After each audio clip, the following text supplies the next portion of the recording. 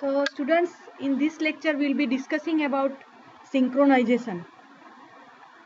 So various different system design methodologies that we will discuss.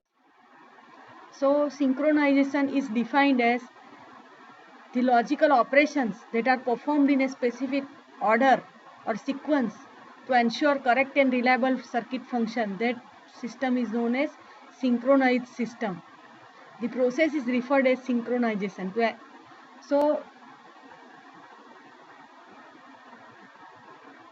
why synchronization is required? Because to ensure correct and reliable circuit function, control flow of event and coordinate the operation. So it can be categorized in various methods, various types of synchronization. One is fully synchronous and another is self-timed or asynchronous. Then we have a wavefront processing, which is concurrent, you can say, operation is performed. Then between synchronous and asynchronous, one method that is called globally asynchronous and locally synchronous, and one is globally synchronous, locally asynchronous. So if you see the global control, then maximum control is there in fully synchronous, and if we move right hand side, then asynchronous is having minimum less global control as compared to full. So let us see the definition. Fully synchronous circuit is in which highest global control is achieved due to existence of a common reference signal for each circuit element.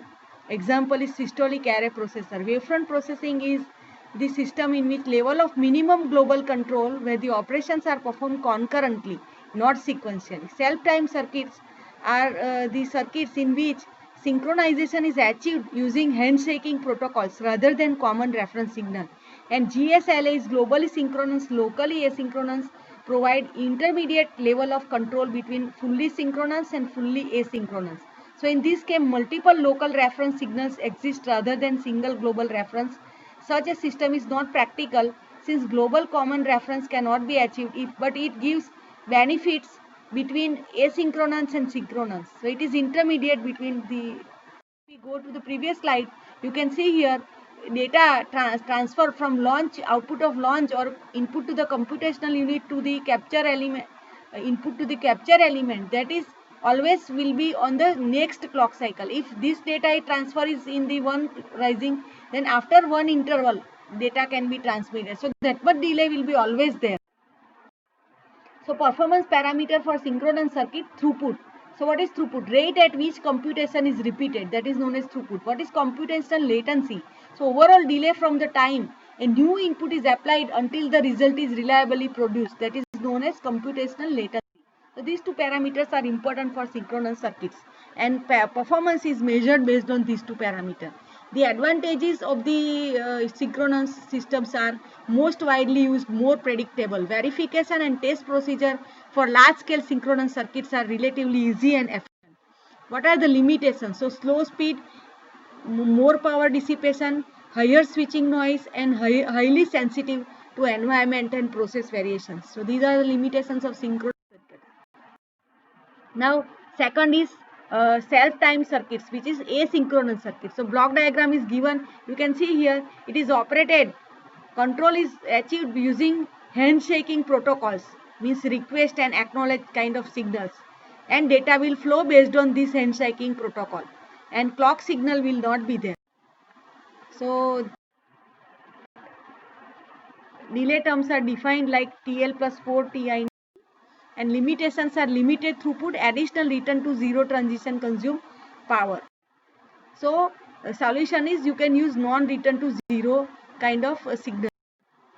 So what is the advantage of asynchronous circuits? Average delay rather than worst case delay is considered. Lower dynamic power consumption, increased robustness, so less environment and process variation. Effect of environment and process variation is less. Reduced switching and interference. So what are the limitations? Difficult to design and test process in large scale and high complex system. Difficult to avoid timing hazards. So undesired signal transition caused by the intermediate stages. Now globally asynchronous and locally synchronous, which is the intermediate between the previous two.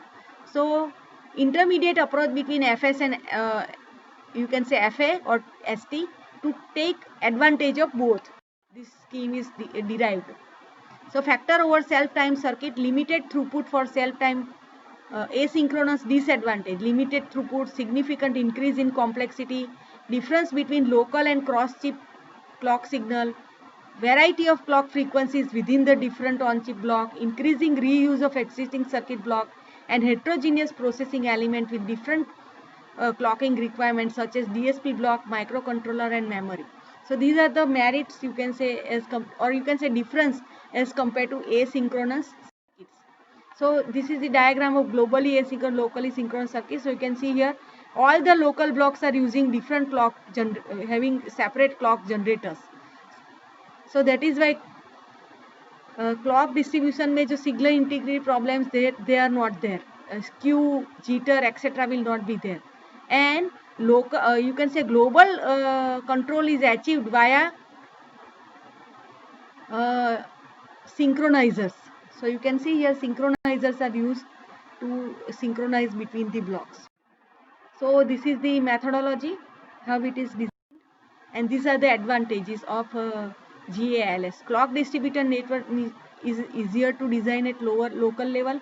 Global clock skew issue removed. Easy to manage design complexity. Multiple synchronous units save power by selecting optimum operating frequency of each unit. Reduction in the switching noise and EMI. So limitations, need of reliable high throughput and low latency handshaking protocol for synchronous units. Simultaneously satisfying these three constraints is difficult. Optimum handshaking protocol depend upon application characteristic, introducing additional difficulty in developing standard flow and interface to automate the system design process, and handshaking method introduce a overhead in area, power and speed. So thank you very much.